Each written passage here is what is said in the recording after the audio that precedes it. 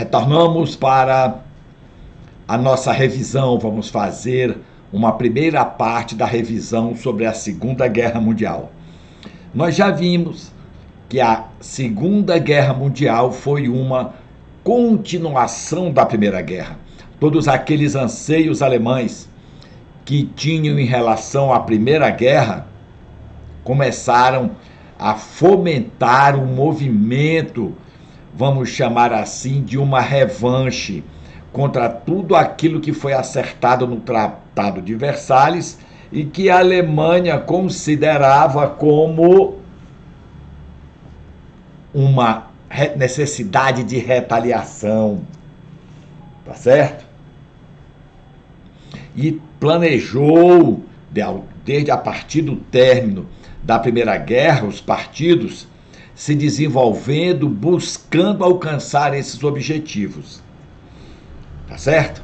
Muito bem. Então temos aqui a Alemanha, a leste da Alemanha, a Bélgica, a leste da Alemanha também a Holanda, tá certo? E ao sul a Suíça, e a leste e um pouco mais abaixo a França. Existem duas ou três filmagens, vídeos no YouTube versando sobre duas linhas de defesa. Uma linha de defesa francesa, a linha Maginot, e uma linha de defesa frente à francesa, uma frente à outra, a linha Siegfried. E tem um vídeo específico falando de uma linha defensiva da Bélgica contra os alemães, que faziam a proteção desse rio que a gente vê aí na frente. E tinha um forte muito grande, uma posição muito defensiva. Ninguém conseguiria passar, porque todos os canhões apontavam para 5 pontes que existiam sobre esse rio. E este vídeo mostra como que o alemão fez para vencer este complexo de fortalezas. Ele usou uma ação de comandos, lançou planadores com paraquedistas que pousaram em cima da fortaleza. Então não tinha muro a ser transposto. Então, quando os alemães pousaram nos planadores, não era avião nem paraquedas, era planador, eles subiram puxados por aviões. Quando chegaram num certo local, desengataram os aviões, os planadores seguiram sozinhos em direção à fortaleza e tomaram a fortaleza. Tá certo? E a partir daí o caminho em direção à França ficou aberto. Muito interessante. Então tem uns vídeos bem interessantes que vocês podem ver como aconteceu. Tá certo? Temos aqui nessa imagem, ainda não era a Alemanha constituída, ainda tínhamos a Confederação Germânica e o Reino da Prússia, que mais tarde vai juntar todo mundo e fazer o Império Alemão, vamos chamar assim, e a Alsácia-Lorena, que foi arrebatada do Império Francês. Muito bem. Então o Tratado de Versalhes considerou a Alemanha culpada e impôs pesadas perdas materiais e financeiras. E fez limitações. O exército alemão só poderia ter até um máximo de 100 mil homens. Os alemães ficaram feridos em seu orgulho. E o Hitler, quando lançou o seu partido, começou a criar e estruturar, ele dizia que a Alemanha estava entregue aos pontapés do mundo. E diversos alemães que também se sentiram traídos por todo mundo passaram a apoiar o discurso de Hitler. Uma parte da população estava intimidada pelo próprio crescimento do partido de Hitler, porque o Hitler vai, durante o seu governo, estimular a produção industrial. Então ele vai passar a receber apoio dos grandes empresários, principalmente a indústria siderúrgica. ele vai estimular o rearmamento do país e vai autorizar a produção de armamento acima dos calibres e das quantidades que o Tratado de Versalhes impunha. Teoricamente, quem deveria fiscalizar a obediência ao Tratado de Versalhes, os mais interessados seriam Inglaterra e França, que estava do lado da Alemanha, mas eles começam a ignorar as intenções alemãs. Tá certo? Corre os anos 20, lá na Itália, o Mussolini vai conseguindo rearrumar politicamente o seu partido, começa a fazer o crescimento econômico italiano. E na Alemanha, o ressentimento contra a França e contra a Inglaterra.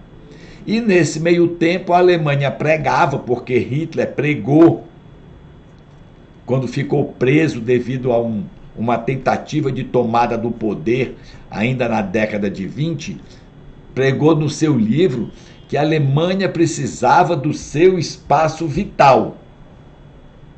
O que era o espaço vital? Aumentar seu território, visando a formação da grande Alemanha. O que era esse território? Qualquer território que tivesse alemão. Tivesse alemão, deveria pertencer à Alemanha, para que a Alemanha crescesse. Então vamos ver nesse preparativo para essa Segunda Guerra, o que está acontecendo lá no Oriente. O Japão está se tornando uma potência industrial. Ele foi forçado a aceitar as ligações com o Ocidente. E ele vai buscar se tornar um país imperialista. Ocupa uma parte da China, a Manchúria, que é rica em minério e solo fértil. A Liga das Nações, que tinha sido criada ao término da Primeira Guerra Mundial, mais ou menos nos moldes do que é hoje a ONU, não tem condição de fazer nada. Aí, em 1937, o Japão ataca e ocupa boa parte da China.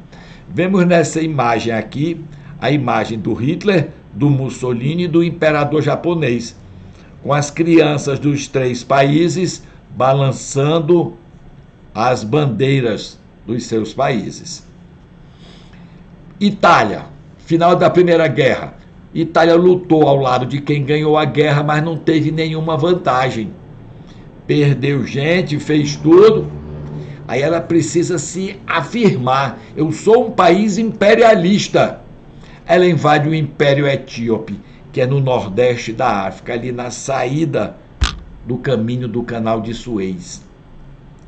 Então a Liga das Nações vai impor um boicote contra a Itália, mas não tem efeito. A Rússia não participava, diversos países não participavam. Então, um boicote não representava nada, porque os principais possíveis compradores e vendedores para a Itália não pertenciam, nem tinham que cumprir nenhuma decisão da Liga das Nações. Em 1936, vamos acompanhando o ano, a Itália consolida sua conquista na Etiópia. Liga das Nações não consegue fazer nada. Mas fica patente uma coisa nessa tomada desse Império Etíope. A Itália teve dificuldade para vencer o Império Etíope. O que hoje se verifica que ela não tinha uma capacidade militar tão grande quanto aparentava demonstrar.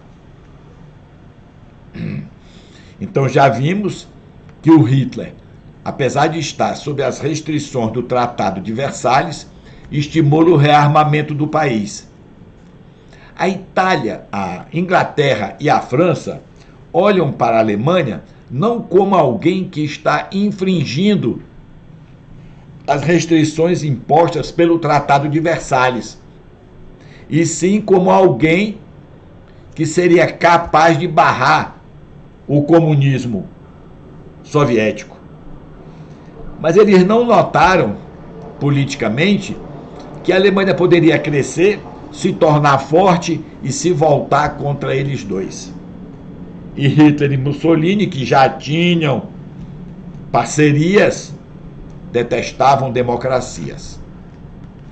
Então, em 1933, o Hitler já é um chanceler alemão, está fazendo o rearmamento da Alemanha. Aí ele introduz o serviço militar obrigatório. Todo jovem alemão tem que servir o exército, Força Armada.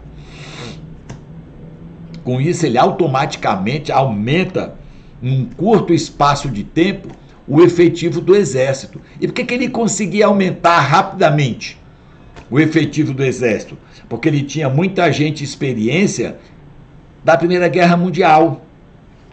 Gente experiente que ele podia convocar, quem tinha sido soldado como cabo, quem tinha sido cabo como sargento, quem tinha sido sargento como tenente, e aumentar o efetivo com comandos.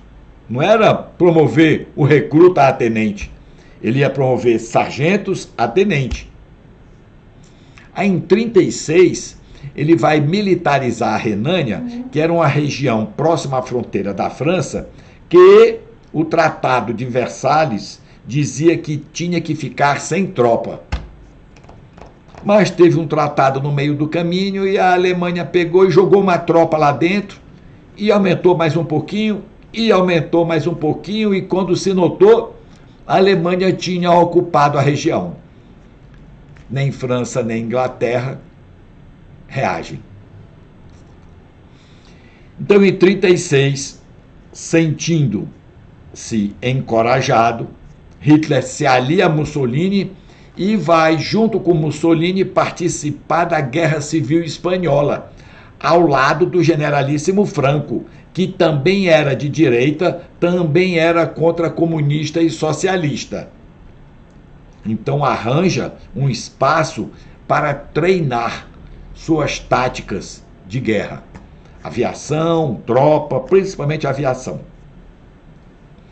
Aí vai participar, Hitler e Mussolini se juntam, vai fazer o eixo Roma-Berlim, e depois entra o Japão e forma o eixo Roma, Berlim, Tóquio. Estamos em 1936, quando ele se alia a Mussolini. Toma essas outras providências políticas de se juntar. Em 1938 ele anexa a Áustria. Por que ele anexa a Áustria? Porque a Áustria era uma grande população alemã. Quer dizer, havia uma grande identificação entre a população da Alemanha e a população da Áustria. Olha no mapa, que aqui em cima tem a Alemanha em verde e a Áustria aqui no amarelo clarinho, quase num creme. Só fez entrar e anexar, não teve briga, não teve guerra, não teve nada. O que ele estava fazendo? Buscando seu espaço vital para a formação da grande Alemanha. Muito bem. Aí ele começa a dizer, precisamos ainda de mais espaço vital. Aí ele vai dizer que quer os Sudetos, olha a região aqui da Tchecoslováquia em verde, uma região que são dos Sudetos. E ele diz que precisa dessa região montanhosa entre a Polônia e a Alemanha, ocupado por uma população germânica. O que era que acontecia com esta região e esta população? Durante aquela confederação alemã, esta região mandava representante para a confederação alemã, o que demonstrava que a população era alemã. E aí Hitler diz, eu quero os Sudetos. Convoca uma conferência em setembro de 1938. Presta atenção na data. Setembro de 1938. Convoca uma conferência de Munique para se discutir se ele pode ou não ocupar e anexar os Sudetos. O Sudeto era de outro país. E esse Hitler, Mussolini, o representante da Inglaterra, o Chamberlain, e a França, o Daladier, decidem que a Alemanha poderia anexar os Sudetos. Mas ninguém perguntou para a Tchecoslováquia, que era quem era o responsável, a dona, vamos chamar assim, dos Sudetos. o Chamberlain desce no aeroporto de Londres e diz num papel branco mostrando que tinha conseguido a paz. E aí vai buscando a Alemanha, querendo sempre aumentar o seu território. E a França e a Inglaterra vão concordando. Tá certo? Aí em 36 o Hitler já tinha ocupado a Renânia, em 38 o Hitler anexa a Áustria. Vai anexar aqui nesta reunião da conferência de Munique os Sudetos. E aqui temos o Chamberlain no aeroporto, nessa imagem de baixo. No aeroporto de Londres, mostrando um papel representando a paz estava garantida. E aí o primeiro-ministro inglês, Winston Churchill, vai dizer: entre a desonra e a guerra, vocês escolheram a desonra e terão como consequência a guerra, porque o Hitler vai ficar cada vez mais convencido de que ele é invencível. Como foi a Guerra Civil Espanhola? Teve uma eleição na Espanha e os conservadores que apoiavam o fascismo e o nazismo provocam uma guerra, porque eles tentavam restaurar a monarquia. O generalíssimo Franco, conservador, apoiado pelos alemães e pelos italianos, está aqui ele aqui assistindo, aqui embaixo, assistindo um desfile militar, risonho porque venceu. E este apoio dado à Espanha mais tarde vai resultar em algumas vantagens. É menos um inimigo, pelo menos. Vai favorecer a expansão alemã.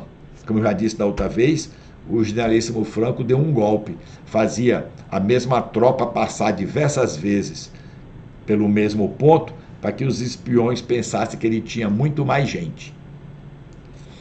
E aí chegamos em agosto de 1939. Depois de amanhã vai ser o começo da guerra. Hitler decide ocupar a Polônia, mas para isso ele faz um acordo com a União Soviética, o Pacto Ribbentrop-Molotov. E aí acerta com a União Soviética.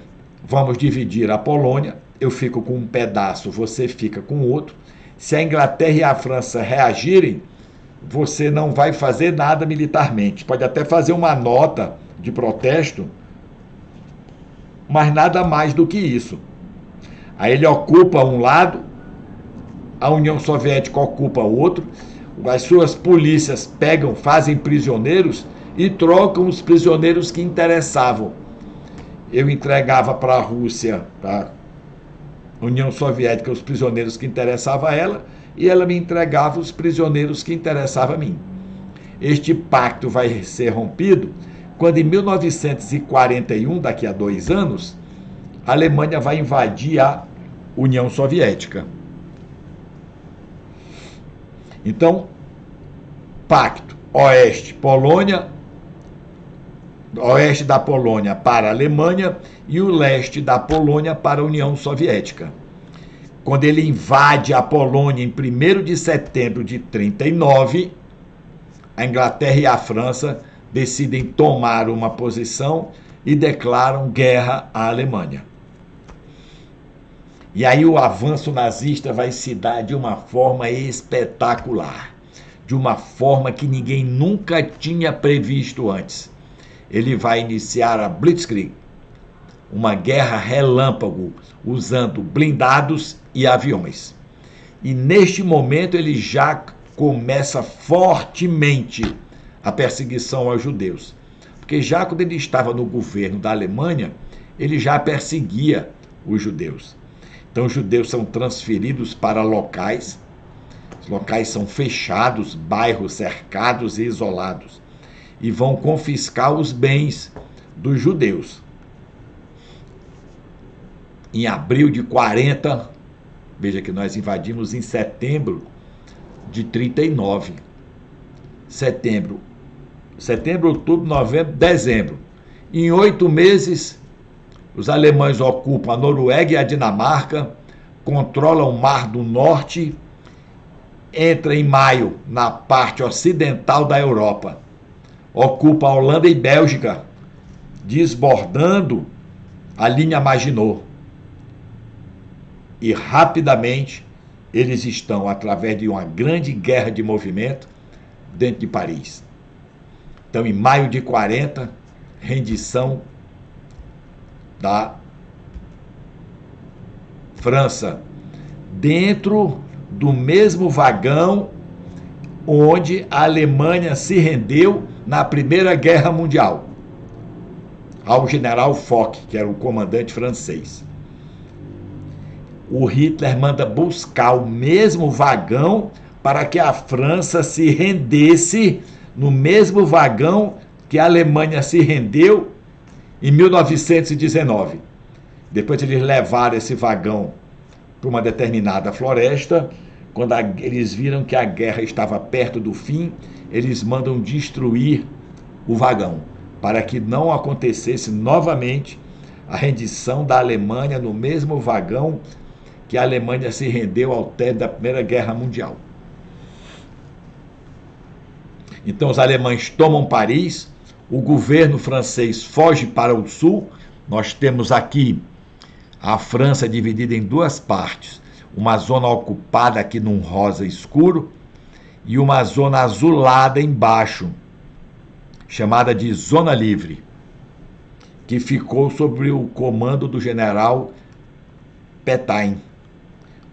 Assinaram um tratado considerado humilhante, a França do Norte e a França do Sul, uma zona livre de Vic, que ficou sendo a capital.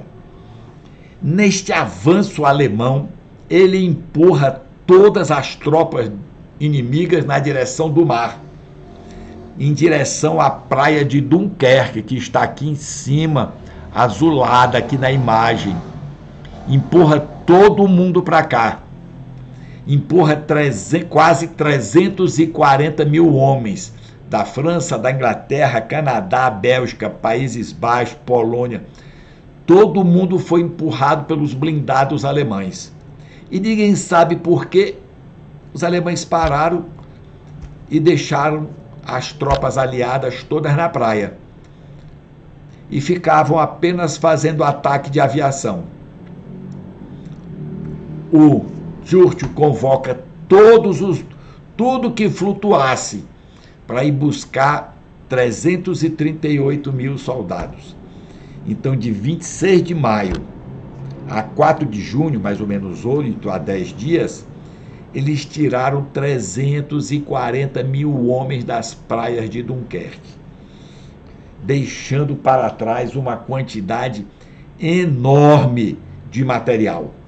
Canhões, motocicleta, veículo, toneladas de suprimento. Não é assim, uma tonelada, um caminhão, não. 377 mil toneladas de suprimento. Vamos fazer uma conta rápida. Aquele caminhão duplo, duas carretas, uma emendada na outra, ela leva em média 60 toneladas. Então, 10 caminhões daquele são 600 toneladas. Olha a quantidade que ele deixou para trás. Muito, uma enormidade. Ainda perderam 9 navios afundados pela aviação alemã. E aqui nós temos imagens que nós já vimos, estamos recordando, da retirada de Dunkerque. Fato tão assim diferente que foi feito um filme chamado de Dunkirk, onde um ator vai simbolizar um daqueles soldados. E para que ele consiga sair da praia, ele usa de uma artimanha. Porque o pessoal que estava ferido era colocado numa maca e era levado para o navio. E ele, com outro cara, pega uma maca, joga um ferido em cima da maca e ele sai correndo por cima da ponte, que tinha um local que tinha uma ponte, para eles entrarem no navio para levar o ferido para o navio. E eles conseguem como se fosse o padioleiro, o navio já estava saindo. E aí entra o ferido e eles dois, eles entram no navio. E ele consegue sair daquele local, dando essa simulada de que ele era um maqueiro. Uma situação muito precária. Aí, 4 dias antes dos alemães tomarem Paris, o que é que acontece? A Itália declara guerra para a França. Então, quando Paris cai, foram os aliados, alemão e italiano. Mas o Hitler pagou a missão para o Mussolini. Você vai controlar o Atlântico com a sua marinha. Vai invadir o norte da África e controlar o canal de Suez. Vai controlar os países do sul europeu, ali Grécia principalmente, que está mais na beira do Mediterrâneo, se esses países tomarem uma posição hostil à Alemanha. Mas a Itália tem um fraco desempenho militar e não consegue fazer direito. Parece que ela era boa de desfile. E a Alemanha pega e assume o comando do exército italiano. E aí começa o Duce a perder poder. Não conseguiu controlar seu exército. E aí a Alemanha está, vamos dizer, de frente para a Inglaterra e vai iniciar fortes ações contra a Inglaterra. E aí procurei e achei a princesa Elizabeth, hoje rainha, que está viúva do príncipe,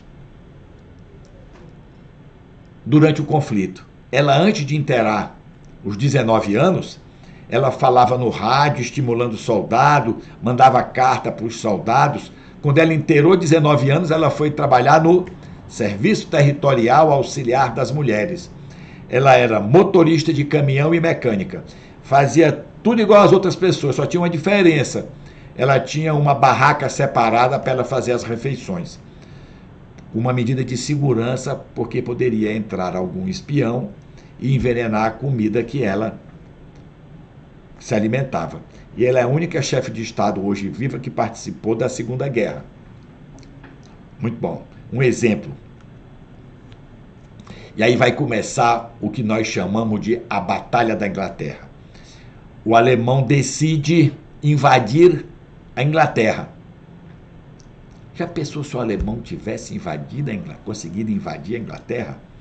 Mas para invadir a Inglaterra ele tem que atravessar 100 quilômetros de mar. E ele tem que dominar o ar. Porque senão a aviação inglesa vai atacar todos os navios. Aí eles começam a bombardear todos os aeródromos ingleses, para que os aviões ingleses não pudessem levantar voo e atacar a marinha alemã quando fosse fazer o desembarque. Num determinado momento, um avião deu uma pane e ele teve que largar as suas bombas. Eles largaram em cima de Londres. Os britânicos consideraram uma ofensa muito grave. Preparam uma incursão e bombardeiam Berlim. O comandante da Força Aérea Alemã tinha prometido por Hitler que jamais a Inglaterra alcançaria Berlim. O Hitler pega e manda atacar Londres direto. No que ele está, muda o foco. A Inglaterra, que já estava para bater as botas, sofre um alívio. Porque os aeródromos deixaram de ser atacados, as fábricas de avião deixaram de ser atacados. Tá certo? E aí vão começar, ele estava preparando a invasão da Inglaterra. A Inglaterra começa a fazer uso do radar que ela descobriu. E quando os aviões alemães chegam, os aviões ingleses já estão no ar esperando por eles. Com uma diferença, né? O avião inglês está com o tanque cheio e o avião alemão já está com o tanque pela metade. Então não podia ficar tanto tempo nesse combate. Ele tinha que, num determinado ponto, voltar. Esses pilotos ingleses treinavam uma semana, 15 dias, para já começar a voar. Não tinha muito treinamento. E aí, como eles não conseguem vencer a aviação inglesa, o Hitler decide adiar a invasão e vai mudar o seu rumo para a União Soviética. Diante daquele esforço todo, Winston Churchill disse: nunca tantos deveram tanto a tão poucos, se referindo aos pilotos dos caças ingleses. Neste ponto nós vamos parar, esse primeiro ponto da nossa revisão. Vamos voltar a dizer, estudar forte, resolver os questionários do capítulo. Muito obrigado e, para mim, uma boa noite. Todos nós